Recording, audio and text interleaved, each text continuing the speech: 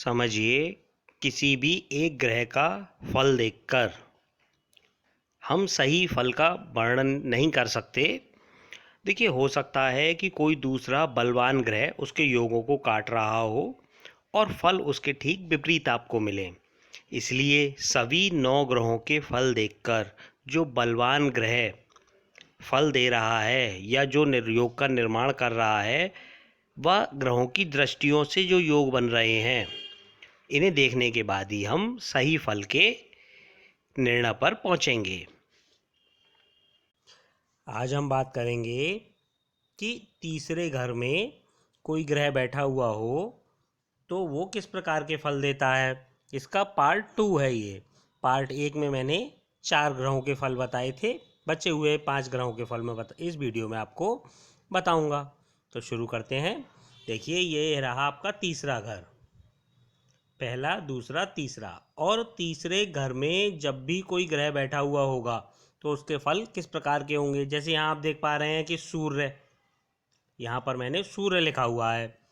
तो जब तीसरे घर में सूर्य होगा और सूर्य मित्र राशि में हो, शुभ प्रभाव में हो या उच्च का हो, तो जो है वो जातक को अत्यधिक धनी बना देता है।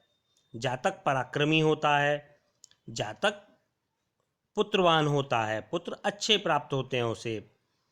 अच्छा, ऐसे लोग जो है ज़्यादातर अपना स्वतंत्र कार्य यानी स्वतंत्र व्यवसाय करते हैं। अगर उच्च का या अधिक शुभ योगों में हो तो ये जो है जातक को उद्योगपति भी बना देता है और सरकार की तरफ से लाभ भी दिलाता है। अब यहीं अगर सूर्य जो है नीच का हो जाए या अशुभ प्रभाव में आ जाए तो वो जातक को चर्म रोग दे सकता है। सगे भाइयों से भी उसे जो है कष्ट प्राप्त होता है। अब यदि किसी पाप ग्रह के साथ यहाँ पर सूर्य बैठ जाए तो भाई या बहन की मृत्यु तक संभव है, या भाई या बहन का सुख का ना मिलना, उनसे ना बनना, या भाई छोटे भाई बहनों का ना होना, इस प्रकार के फल मिलते हैं। अब हम अगली बात करेंगे। यहाँ पर यदि बुध बैठ जाए तीसरे घर में, आप देख रहे हैं पहला, दूसरा और तीसरा घर, तीसरे घर में यहाँ बुध बैठ गया तो अब कैसे फल मिलेंगे। तो जब शुभ प्रभाव में होगा तो जातक खुश मिजाज होगा, मिलनसार होगा, जातक को छोटे भाई बहनों से लाभ होगा। यहाँ पर बुध जातक को यात्राओं का शौकीन भी बनाता है। अच्छा, जातक साहसी होता है, सुंदर होगा। अच्छा, लेखक, कवि या जितने भी कल्पना से जुड़े हुए कार्य होते हैं वो भी यहाँ से बुध देता है, तीसरे भाव का। अच्छा, ज्योतिष भी, अगर यहाँ शुभ प्रभाव में बुध आपका बैठा हुआ है और अंशों से मजबूत बैठा हुआ है या उच्च राशि का होकर बैठा हुआ है तो आपको अच्छा ज्योतिषी भी वो बनाता है।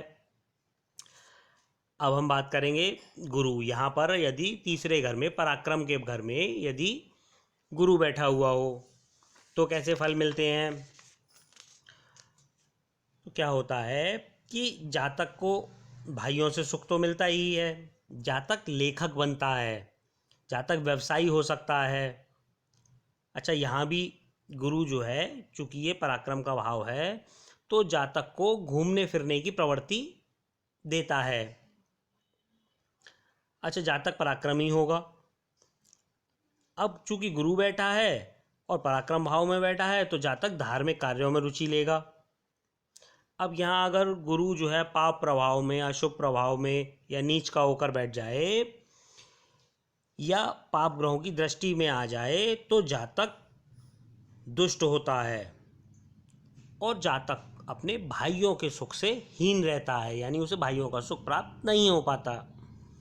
अब हम बात करेंगे कि यदि यहाँ पर तीसरे घर में यहाँ पर राहु बैठ जाए तो कैसे फल मिलते हैं।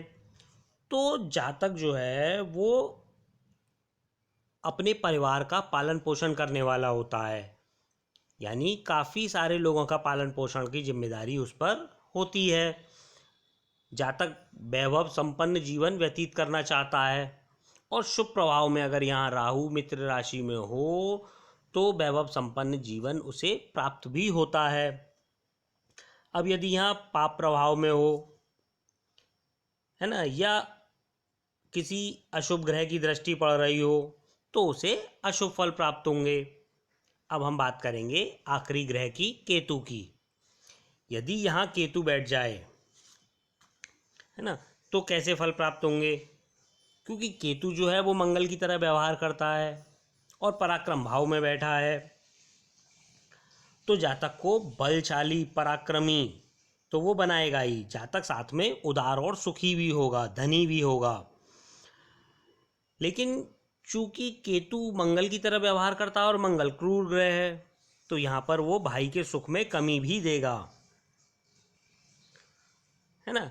अब यहाँ अगर ज़्यादा ही अशुभ प्रभाव में होगा तो छोटे भाई बहनों का ना होना या उनसे विचारों का ना मिलना, इस प्रकार के फल अनुभव में आते हैं।